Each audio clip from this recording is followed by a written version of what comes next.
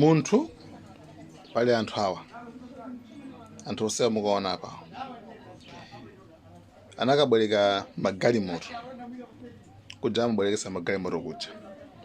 Kumodzi mwa iko ndi kwa Trifonia Penganjira. Diplomat. Amene diplomat ka service currento. Kukabwereka magalimoto. Kenako.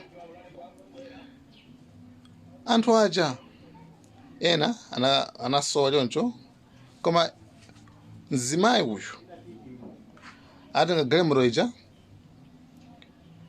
nkupita nayo ku road traffic kusintha zonse zimene sinthazo ownership khangati galimoto yokhala mdzina lake. Kenako ndikupita kukakongolera ndalama mzuzu mamiliyoni au 22 miliyoni kuna kosoma kuti choncho.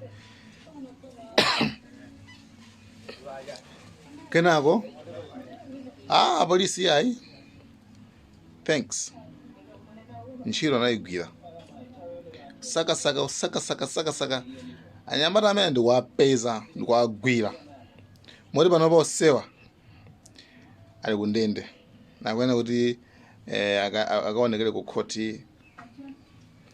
Yes, apolisi good job, ndikuthokozeni kwambiri ntchito mmayigwira.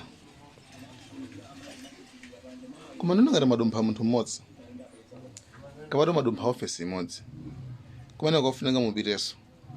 Ofesi yake ndi kuti kumene ka central ownership. Surprise. Yes, chifukwa munthu sungangobwera kuti ukasinthe ownership ya galimoto pokha ubweretse muno wake wa galimoto ya. Zinatheka bwanji wina kubweretsa galimoto kuti galimoto ndi yanga ndifuna musinthe ownership, musinthe umwini wa galimoto iwe nkubwera weka galimoto ndikuyisinthadi umwini koma muno wake galimoto palibepo. Zimatheka bwanji poti lamulo lake physically munthu amene akhale kutiko komweko ndikupanga handover kuti amwene galimoto ndagulitsa kwako ndikuonesa nkupasidwa blue book kupasa chilichonse sinzati zikuchoka uyu mbali ya uyu zikupita kwa uyu wanyuwaneyo kuloli traffic ko.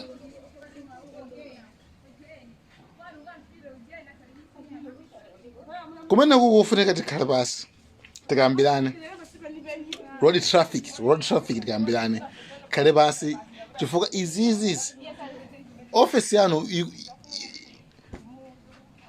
ikuyendesa bwanji zinthuzi. No guys, sonze kuti panopa ndizotheka munthu kuba galimoto nkupita nayo road traffic kwasinthisa pamata muno wake. Ownership.